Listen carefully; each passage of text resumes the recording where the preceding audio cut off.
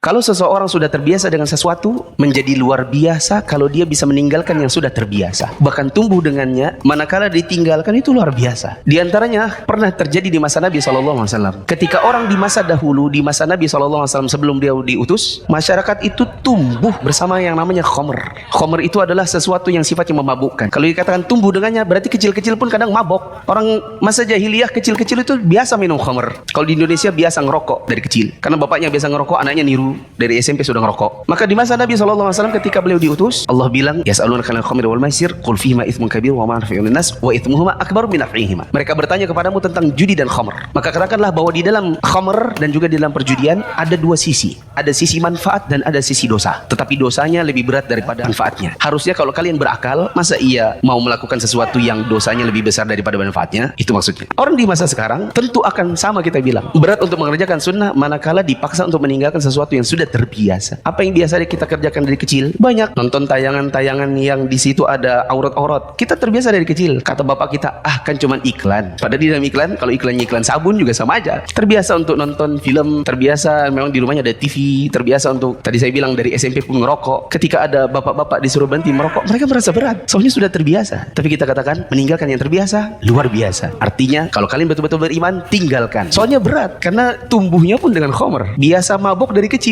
Orang masa jahiliyah kecil-kecil itu biasa minum khamr. Kalau di Indonesia biasa ngerokok. Mereka merasa berat. Soalnya sudah terbiasa. Lalu akhirnya dilarang secara total. Innamal khamru wal maisiru wal ansabu wal azlamu rijsum min amali syaitan. Allah kemudian melarang betul-betul. Allah katakan setiap yang namanya khamr, perjudian, mengundi nasib dengan panah dan juga menyembah patung-patung itu adalah rijs, najis. Rijsum min amali syaitan, dan itu termasuk perbuatan syaitan. Artinya kalau kalian betul-betul beriman, tinggalkan. Maka kami betul-betul akhirnya meninggalkan khamr-khamr itu. Betul-betul kami pecahkan kendi-kendi. Bahkan kota Madinah ada jalan-jalan di mana mereka banjir dengan khamr. Soalnya khamr itu di masa dahulu bukan cuma botol, drum. Dipecahkan drum-drumnya, kendi-kendinya, sehingga tanah-tanah yang ada di kota Madinah banjir dengan khamr. Orang di masa sekarang tentu akan sama kita bilang. Berat untuk mengerjakan sunnah manakala dipaksa untuk meninggalkan sesuatu yang sudah terbiasa. Apa yang biasa kita kerjakan dari kecil? Terbiasa memang di rumahnya ada TV, terbiasa untuk, tadi saya bilang dari SMP pun ngerokok. Ketika ada bapak-bapak disuruh berhenti merokok, mereka merasa berat. Soalnya sudah terbiasa. Tapi kita katakan meninggalkan yang terbiasa, luar biasa. Ini yang saya maksud dengan kadang-kadang orang merasa berat karena disuruh meninggalkan sesuatu yang sudah terbiasa. Artinya kalau kalian betul-betul beriman, tinggalkan.